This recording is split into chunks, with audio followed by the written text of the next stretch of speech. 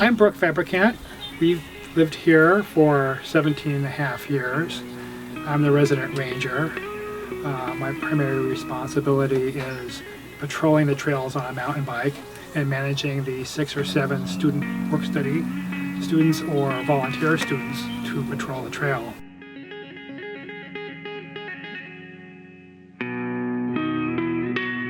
How would I describe Brooke? Brooke is an interesting fellow. He loves to be physically active. He does have curiosity about his surroundings, and he's generally very reliable. There was an opening on campus. It was open for 2 weeks, and about 70 people applied for it. I heard about it the last day. I said, "Oh, this looks great." I looked at the requirements, and it's one of the first jobs I looked at that every single request, 5 years doing this, 4 years doing that, degrees in this, background in that, I had every one. And I said, I didn't realize this job was made for me. I needed somebody who understood what the preserve was about and was willing to patrol and address those issues. I needed somebody who was really good with bikes.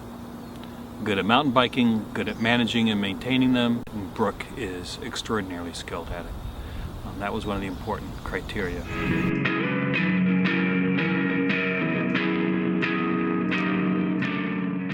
Well, we almost didn't move here because the house was such a wreck. I mean, there's not much insulation, so keeping the temperature modulated has always been a challenge. Drainage was not so great here, as well as the condensation that would occur because it didn't have good insulation. There was a lot of inside moisture that then created mold. And that's exciting here. I killed 400 rats and mice one year at a residence. It's country living at its finest. When I was here, that house was actually the researcher residence. At that time, we would provide some residential space for researchers. That house is a lot of work to maintain it.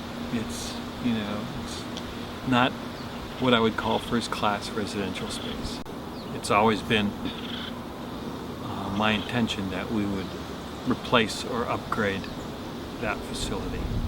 I believe Philippe has appreciated our presence here, that having somebody on site has made a big difference in the observation and safety and just the awareness of what's going on here. So he has wanted to get us a better place, and it seems this was just right on the money for the way he is thinking and the whole sustainability.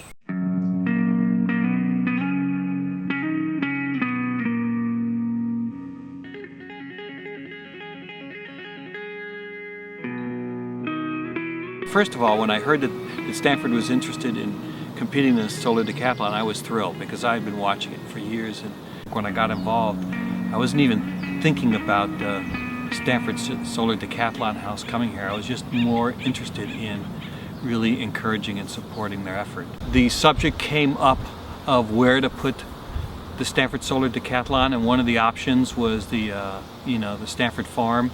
And I said, look, if it doesn't work out, I can think of a way that we might be able to use it at Jasper Ridge. The site's ideal. It's got great solar exposure. We've already got a pad mostly in place. I mean, it's really exactly right. It looks quite technologically advanced given the antiquity of the technology in this house.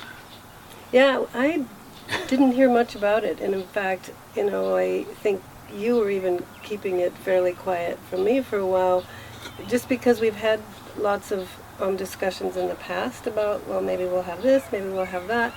So I think you kind of just wanted to wait and see if it was actually going to happen. So it's fairly new on my horizon, which is really exciting. It's very exciting.